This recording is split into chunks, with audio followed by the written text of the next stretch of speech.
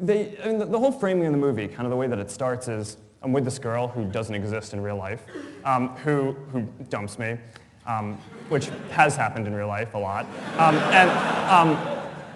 and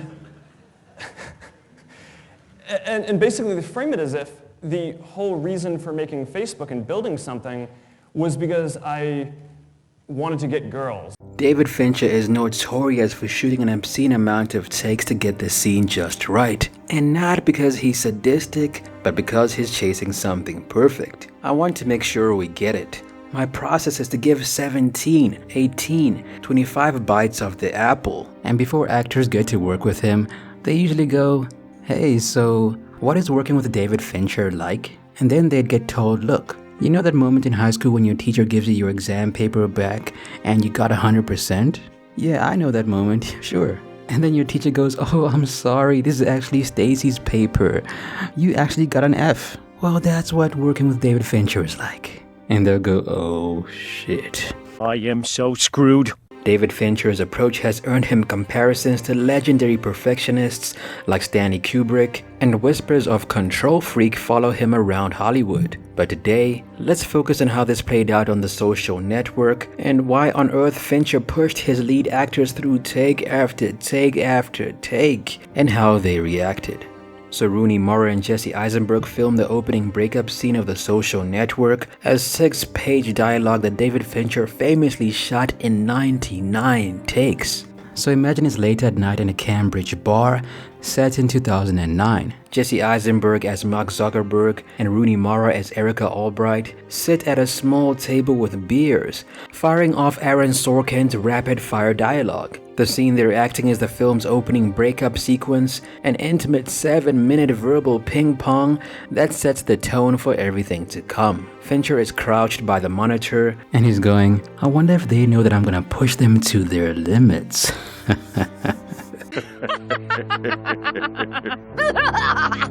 And he says, "Take number 30, action." The actors launch in yet again, and by this point, Rooney Mara's head is spinning from the relentless back and forth. She also starts to worry. Why do we keep doing this? I'm gonna get fired, aren't I? I am done for. Not yet realizing that this was just Fincher being Fincher. Fincher gives a tiny adjustment and says again, and they do it again and again. 2 nights of shooting go by in this manner. Now the film crew are watching going, "Oh my god, how long is this going to take?" Then Fincher would yell, "Again!" And then they'd go, "I hate my life." My life is shit.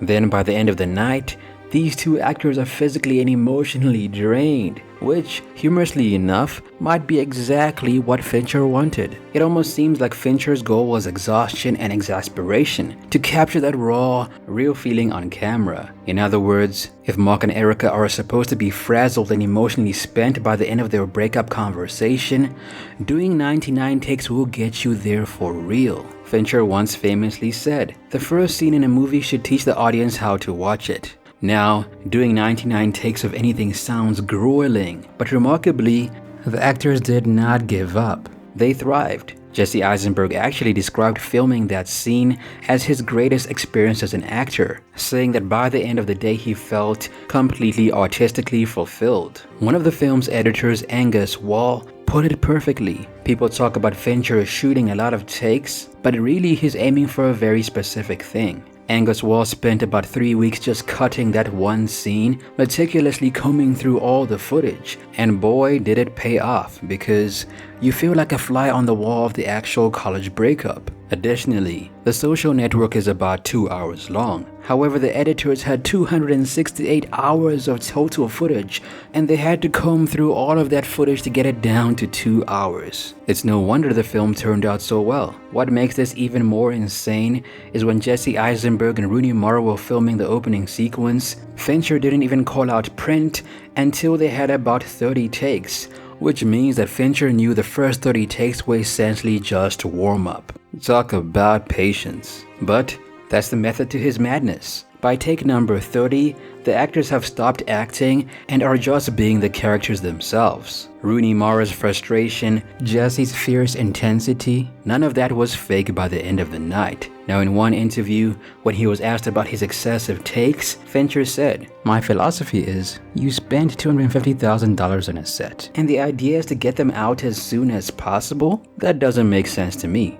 So for Fincher, time is art. If you've built an entire world for a scene, you owe it to everyone, the audience especially, to fully explore that scene. This approach has earned Fincher a certain reputation. You hear stories of some actors swearing they will never work with him again, while others like Brad Pitt or Morgan Freeman come back for multiple films, clearly appreciating the end result. Now, if you've seen The Social Network, you know that one of the most explosive scenes comes near the end. Eduardo Sovereign, betrayed and furious, confronts Mark in the Facebook offices. Eduardo, played by Andrew Garfield, has just discovered his shares were diluted to virtually nothing. Mark! He's wired in. Sorry? He's wired in. Is he?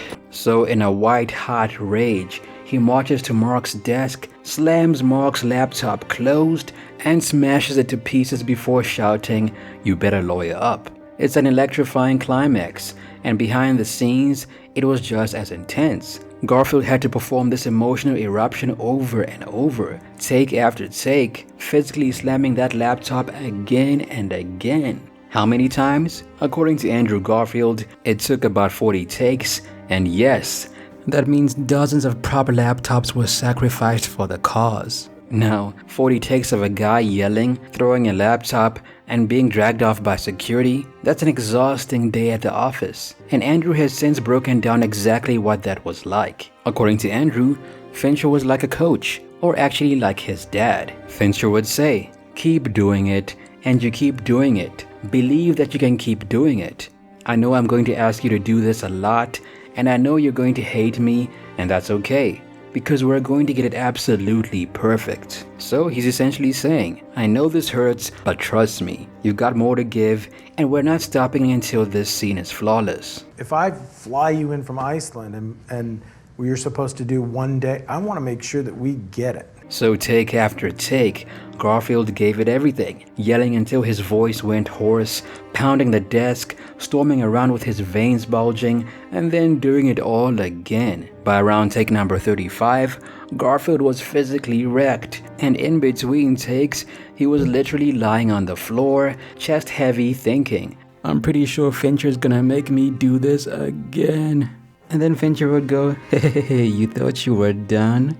You're out when I say you're out. But here's the touching part. After about take number 40, which presumably was searingly good, Fincher quietly stood up from his monitor. He walked over to where Garfield was sitting slumped on the floor, extended a hand, pulled him up, shook his hand firmly, and simply said, "Moving on." And that was it. Scene completed. In Garfield's words, that was a beautiful day. I loved it. Now there's a great bit of speculation among fans that Fincher intentionally pushed Garfield so hard in that scene to mirror Eduardo's emotional state. Like, Eduardo in the story feels utterly betrayed and pushed to his limit, and by take 40, Garfield the actor was truly at his limits and felt completely frustrated. And that's exactly what David Fincher was aiming for. So, having heard these war stories of endless takes, the question remains, was all this really necessary? And in a word, yes, at least for David Fincher's style of filmmaking. The Social Network went on to earn rave reviews. Out of a budget of $40 million, it earned about $224 million worldwide. Quentin Tarantino even called it the best film of the decade, and it snagged multiple Oscars, including Best Editing and Best Adapted Screenplay. But would this have happened if Fincher didn't push that many takes? I highly doubt it. And you know what? The cast and crew often end up laughing about it later. That's it for this video. If you were an actor and you were asked to do about 99 takes, what would you do in that position? Let me know down below. See you in the next one.